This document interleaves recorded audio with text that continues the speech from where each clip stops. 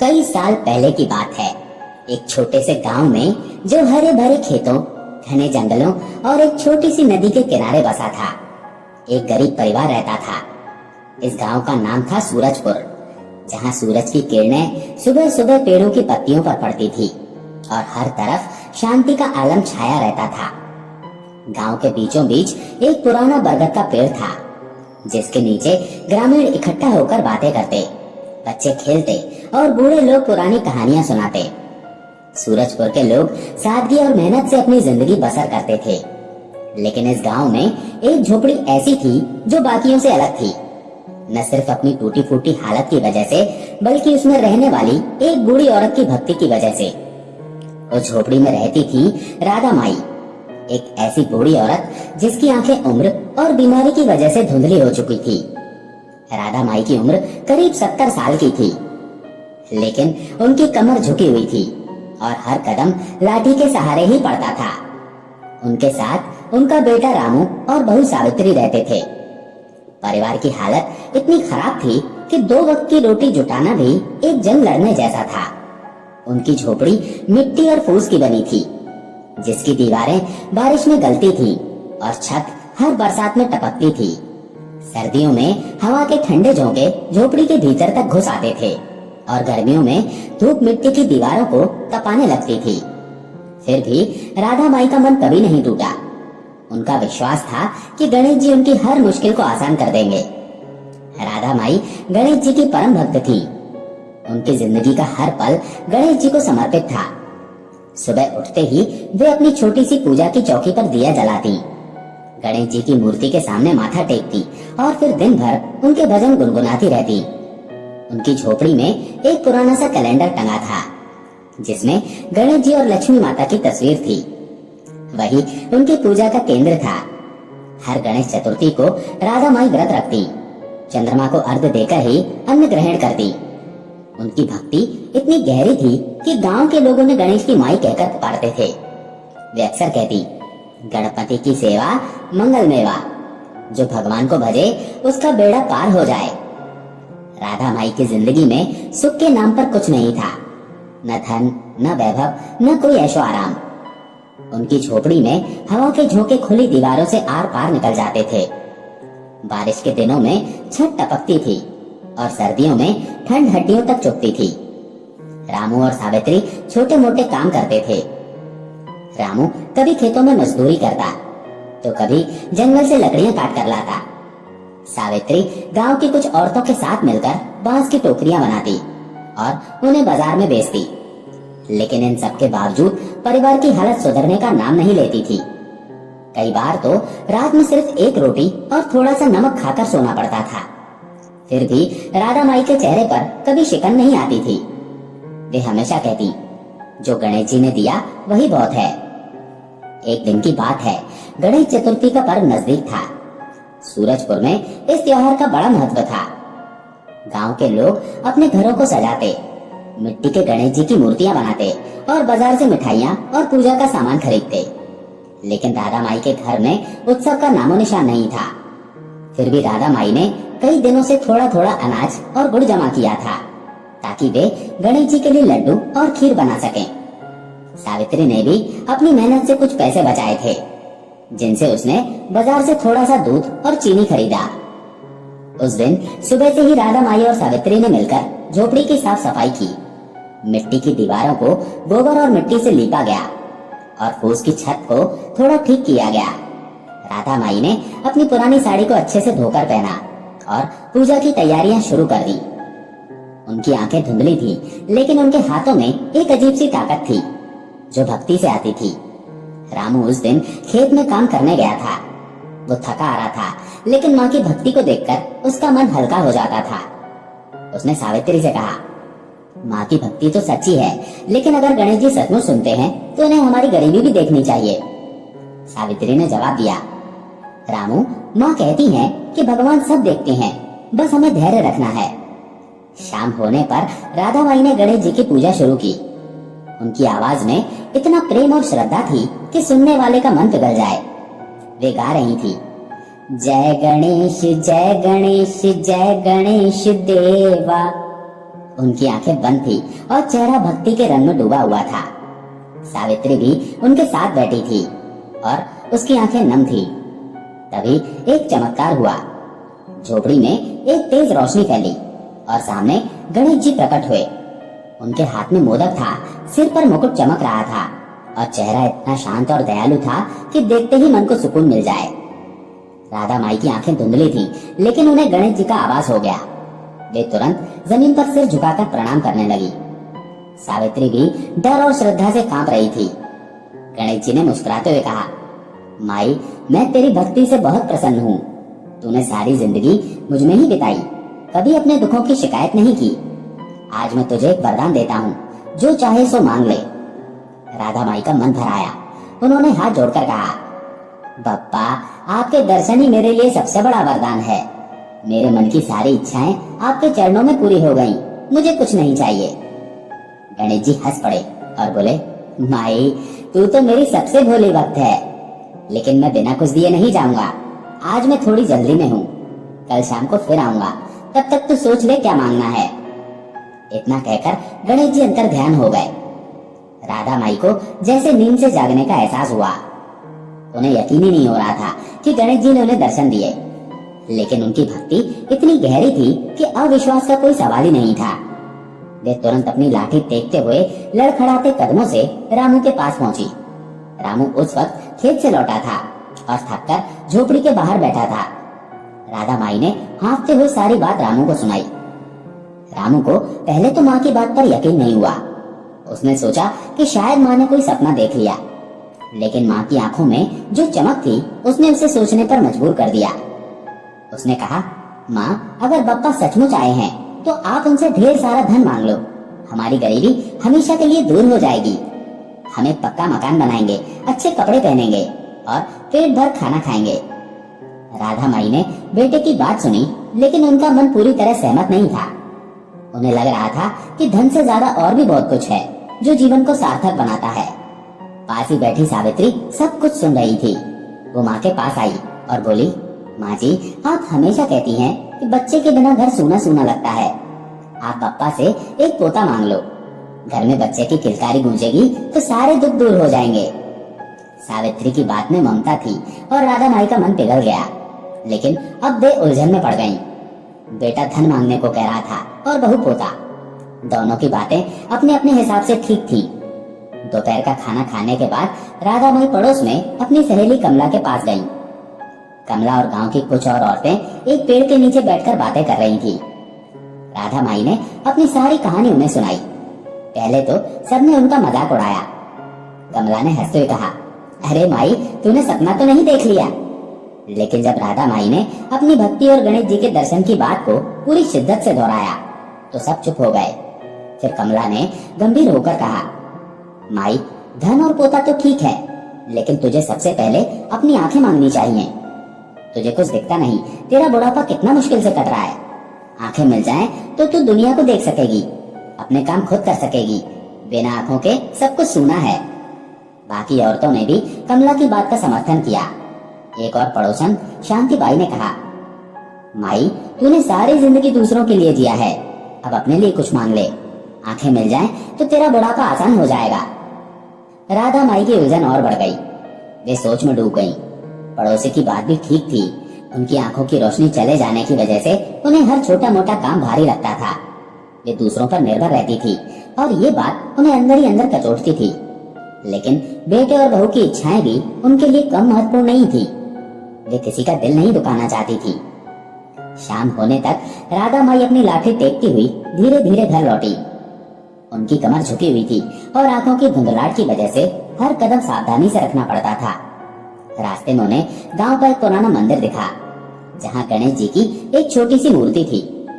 राधा माई ने मंदिर के सामने रुककर माथा टेका और मनी मन गणेश जी से कहा, बप्पा, मेरे मन में उलझन है, मुझे रास्ता दिखाओ।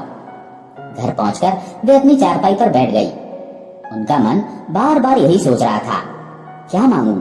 बेटे की बात मानूं, बहू की इच्छा पूरी करूं या अपनी आंखों की रोशनी मांग लूं?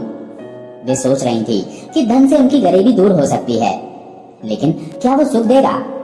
पोता उनके घर को खुशियों से भर देगा, लेकिन क्या वो उनकी अपनी जरूरतों को पूरा करेगा और आंखों की रोशनी उन्हें आत्मनिर्भर बनाएगी। लेकिन क्या वो उनके परिवार की इच्छाओं को पूरा कर पाएगी? राधा माई का कोमल हृदय किसी को निराश नहीं करना चाहता था। उसी रात राधा माई को एक सपना आया। सपने में वे एक बड़े से मंदिर में थी, जहाँ गणेश जी की विशाल मूर्ति थी।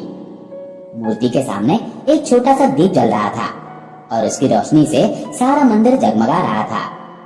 गणेश जी ने उनसे कहा, माई, तेरा दिल साफ है, तू जो भी मांगेगी मैं तुझे वही दूंगा, लेकिन तू अपने दिल की बात सुन। सपने से जागने के बाद राधा माई का मन शांत था। उन्हें लग रहा था कि गणेश जी ने उन्हें रास्ता दिखा दिया है। सुबह जब राधा माई की नींद खुली तो उनका मन हल्का हल्का था। उन्हें गणेश जी पर पूरा भरोसा था। वे जानती थी कि बप्पा जो भी करेंगे उनके भले के लिए करेंगे। उस दिन सावित्री भी जल्दी उठ गई थी। दोनों ने मिलकर झोपड़ी की साफ सफाई शुरू कर दी। सावित्री ने मिट्टी की दीवारों को फिर से लीपा और राधा माई ने अपनी पुरानी साड़ी को धोकर सुखाया। फिर दोनों नदी पर नहाने गईं। नदी का पानी ठंडा और साफ था। राधा माई ने नदी में डुबकी लगाई और गणेश जी का ध्यान किया। उन्हें ऐसा लग रहा था जैसे गणेश जी उनके साथ ही हैं। नदी के किनारे बैठकर उन्होंने कुछ देर भजन गाए। उनकी आवाज हवा में गूंज रही थी और पास के पेड़ों पर बैठे पक्षी भी जैसे उनकी भक्ति में शामिल हो गए थे। घर लौटकर उन्होंने पूजा की तैयारियां शुरू की, लेकिन जब वे भोग के लिए सामान जुटाने लगी तो उनके आश्चर्य की सीमा नहीं रही। उनकी छोटी सी रसोई में हर वो चीज मौजूद थी जिसकी उन्हें जरूरत थी। दूध, चीनी, घी, आटा, फल, मेवा, सब कुछ चमत्कार की तरह सामने था। सावित्री ने आश्चर्य से कहा, माँ जी, ये सब कहाँ से आया? राधा माई ने मुस्कुराकर जवाब दिया, बप्पा की कृपा है बेटी, वे सब देख रहे हैं। राधा माई और सावित्री ने मिलकर बड़े प्रेम से भोग तैयार किया। लड्डू, खीर, पूरी, हलवा, 7 तरह की सब्जियां, 5 तरह के रायते, कई प्रकार के चावल, पकौड़े, चटनी, अचार, पापड़ और न जाने कितने पकवान बनाए। 56 भोग की थाली सज गई। पकवानों की खुशबू से सारी झोपड़ी महक उठी। ऐसा लग रहा था जैसे स्वर्ग का कोई भोज आयोजित हो रहा हो। रामू भी उस दिन जल्दी घर लौट आया था। उसने भोग की थाली देखकर कहा, माँ, इतना सब कैसे हुआ? राधा माई ने जवाब दिया, बेटा, ये सब बप्पा का चमत्कार है। शाम होने वाली थी। राधा माई ने अपने पुराने कैलेंडर के सामने स्वास्तिक बनाया, दिया जलाया और भोग की थाली सजाई। फिर वे गणेश जी की आरती गाने लगी। उनकी आवाज में वही पुराना जोश और भक्ति थी। जय गणेश, जय गणेश, जय गणेश देवा। गाते गाते वे फिर से भक्ति के सागर में डूब गईं। सावित्री और रामू भी उनके साथ बैठे थे और उनका मन श्रद्धा से भर गया था। तभी एक बार फिर गणेश जी प्रकट हुए। उनकी मुस्कान और आंखों में दया देखकर राधा माई का मन भर आया। सावित्री और रामू भी उनके सामने नतमस्तक हो गए। राधा माई ने पकवानों की थाली गणेश जी के सामने रख दी। गणेश जी ने एक मोदक उठाया और बड़े प्रेम से खाया। फिर बोले, माई, तेरे हाथ का भोजन तो पार्वती माँ की याद दिलाता है। गणेश जी ने भर पेट भोजन किया और आश्चर्य की बात, पकवान कम होने के बजाय बढ़ते चले गए। इतने बड़े कि सारा गांव खा ले तब भी बच जाए। गणेश जी तृप्त होकर बोले, माई, अब समय आ गया है, जो मांगना है मांग ले, मैं तेरा हर मनोरथ पूरा करूंगा। राधा माई ने पहले से ही सब कुछ सोच लिया था। वे न अपने बेटे को निराश करना चाहती थी, न बहू को, और न ही अपनी जरूरतों को अनदेखा करना चाहती थी। उन्होंने हाथ जोड़कर कहा, बाबा, अगर आप मुझ पर प्रसन्न हैं तो मुझे 9 करोड़ की माया दें, निरोगी काया दें, अमर सुहाग दें, नाती पोते दें, मेरे समस्त परिवार और संसार को सुख दें और अंत में मोक्ष दें। गणेश जी उनकी चतुराई पर हंस पड़े और बोले, माई, तूने तो एक ही सांस में सब कुछ मांग लिया। तेरी भक्ति के आगे मैं हारा। जो तूने मांगा वो सब तुझे मिलेगा। इतना कहकर गणेश जी ने अपनी सूंड उठाकर आशीर्वाद दिया और एक तेज रोशनी के साथ अंतर ध्यान हो गए। उसी पल से राधा माई की जिंदगी बदल गई। उनकी झोपड़ी धन धान्य से भर गई। खेतों में फसल लहलहाने लगी। रामू को गांव के जमींदार ने अपनी जमीन की देखभाल करने की जिम्मेदारी दी, जिससे उसकी आमदनी बढ़ गई। सावित्री की गोद में एक सुंदर सा पोता आया, जिसकी किलकारी से सारा घर गूंज उठा। राधा माई की आंखों में रोशनी लौट आई। उनकी झुकी कमर सीधी हो गई। उनका पति जो कई साल पहले परदेश चला गया था लौट आया। गांव के लोग राधा माई के घर आने लगे। पकवानों का प्रसाद बांटा गया और हर कोई गणेश जी की कृपा की बात करने लगा। राधा माई का परिवार सुख और शांति से रहने लगा। लेकिन राधा माई की भक्ति में कोई कमी नहीं आई। वे हर दिन गणेश जी की पूजा करती और कहती, गणपति की सेवा मंगल मेवा। राधा माई की कहानी गांव-गांव में फैल गई। लोग दूर-दूर से उनके दर्शन के लिए आने लगे। उनकी झोपड़ी अब एक छोटे से मंदिर की तरह हो गई थी, जहां लोग गणेश जी की पूजा करने और राधा माई का आशीर्वाद लेने आते थे। राधा माई हमेशा कहती, भक्ति में जो शक्ति है वो किसी धन या वैभव में नहीं।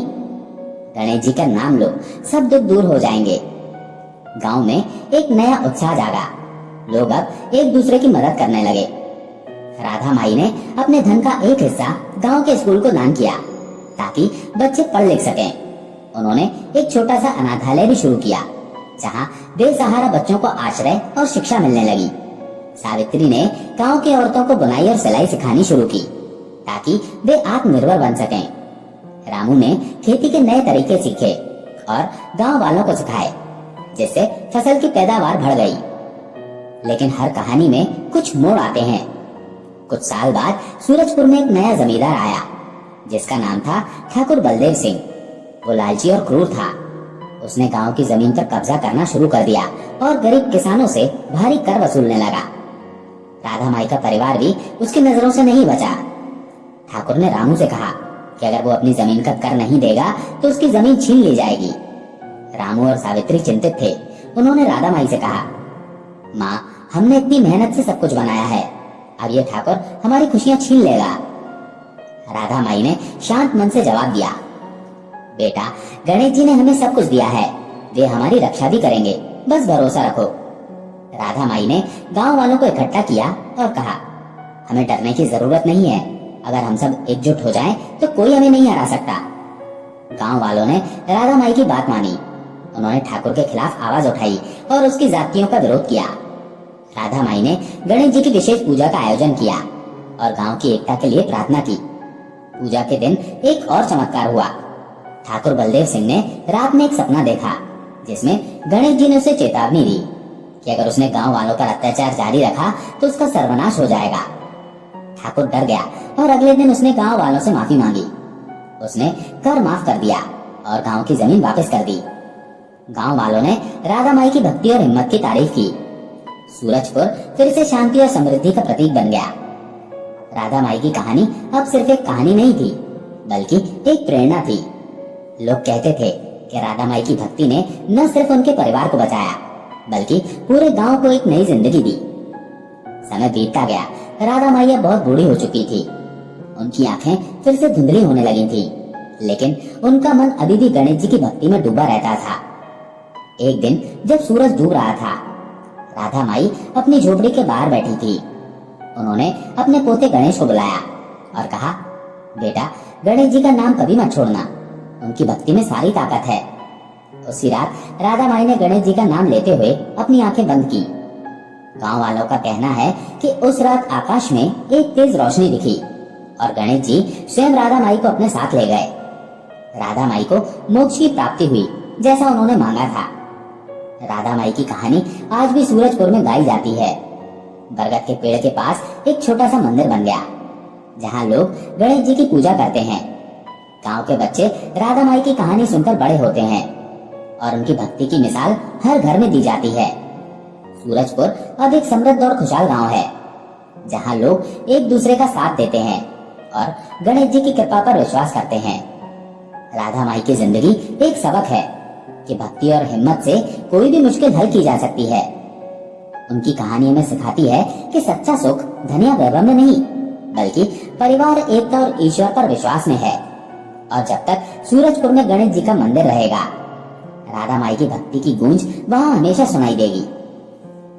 दोस्तों, आशा है ये कहानी आपको पसंद आई होगी। अगर पसंद आई हो तो वीडियो को लाइक करके कमेंट में जय श्री गणेश जरूर लिखें। चैनल पर अगर पहली बार आए हैं तो चैनल को सब्सक्राइब अवश्य करें। जय श्री गणेश।